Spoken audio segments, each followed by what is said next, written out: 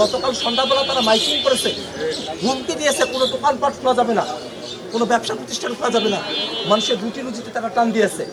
একদিকে তারা ফ্যামিলি কার্ডের কথা বলবে, অন্যদিকে অত্যন্ত হাস্যকর হবে বিরোধী দলের সাংসদের বিরুদ্ধে হরতাল ডেকে, এবং বিএনপি সরকারের আমলে প্রথম টাকা হরতাল আমার বিরুদ্ধে একজন বিরোধী দলের নেতার বিরুদ্ধে তারা ডেকেছেন।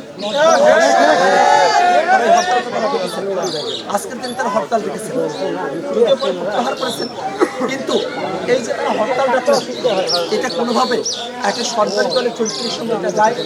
আওয়ামী লীগের সময় এটা আওয়ামী লীগ অবরোধ করত, আওয়ামী লীগের লোকেরা তারা তাদের মধ্যকার গ্যাঞ্জামের কারণে তারা হরতালের মতো করে তারা অবরোধ রাখতো, গাড়ি ঘোড়া বন্ধ করে দিত। আর এখানে সরকারি দলের প্রার্থী, পরাজিত প্রার্থী, তিনি বিরোধী দলের একজন সংসদ সদস্যের বিরুদ্ধে তিনি হরতাল দিতে বসে আছেন। এটাই হচ্ছে তাদের রাষ্ট্র নিয়ে তাদের বোঝাপড়া, দেশ নিয়ে তাদের বোঝাপড়া। তাদের এই দেশ এবং রাষ্ট্র নিয়ে তাদের বোঝাপড়া না থাকার কারণেই কাউনিয়াতির কাছে মানুষরা তাদের প্রত্যাখ্যান করেছে। মন্ত্রী জনাব মির্জা ফখরুল ইসলাম এবং স্বরাষ্ট্রমন্ত্রী জনাব সালাউদ্দিন সাহেবকে আমি আজকে সকালবেলা হারাগাছের পরিস্থিতি সম্পর্কে তাদের অবগত করেছি। আজকে এই হারাগাছে আমার সুমন স্যারের মা, আমার রুবায়ত ভাইয়ের মা তাদের সন্তানকে আমার হাতে তুলে দিয়েছেন। কোনো ব্যক্তির দায়িত্ব যেখানে রাষ্ট্র ফাংশনাল, কোনো ব্যক্তি সেখানে নিতে পারে না। আমরা অবশ্যই সমব্যথী, আমরা একসাথে লড়াই করতে পারি, কিন্তু নিরাপত্তার দায়িত্ব রাষ্ট্রকে নিতে হবে, নিরাপত্তার দায়িত্ব ভরসাকে নিতে হবে। কারণ ভরসা তার কারণেই এই হারাগাছ অনিরাপদ হয়ে গেছে, এবং বিএনপিকেই নিতে হবে। বিএনপির হাইকমান্ডের প্রশ্রয়ে ভরসা এই সন্ত্রাস করার সুযোগ পেয়েছে।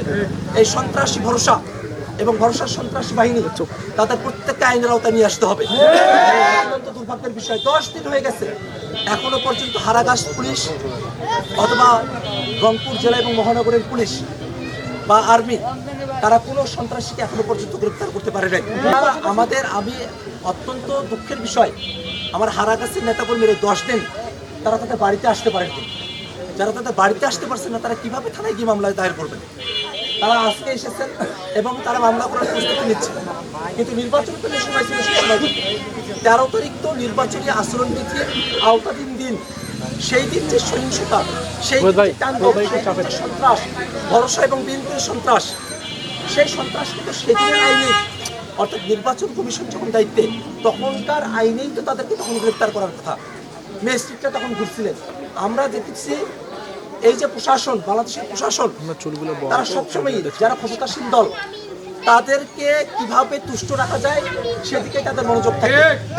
আমরা প্রশাসনের এই যে নিরপেক্ষতার ভান ধরে বসে থেকে এই যে জুলুম সহ্য করে যাওয়া, জুলুমকে প্রশ্রয় দেওয়া এবং মানুষের উপরে জুলুম হওয়ার পরে বিচার না করা, এটাকে পুরনো আমলে প্রশাসন যেভাবে সরকারি দলের অনুগত হয়ে যাওয়ার প্রক্রিয়ার মধ্যে দিয়ে নিজেদেরকে নিয়ে যায়, তেমন ধরনের একটা প্রক্রিয়া হিসেবে আমরা এটাকে দেখি।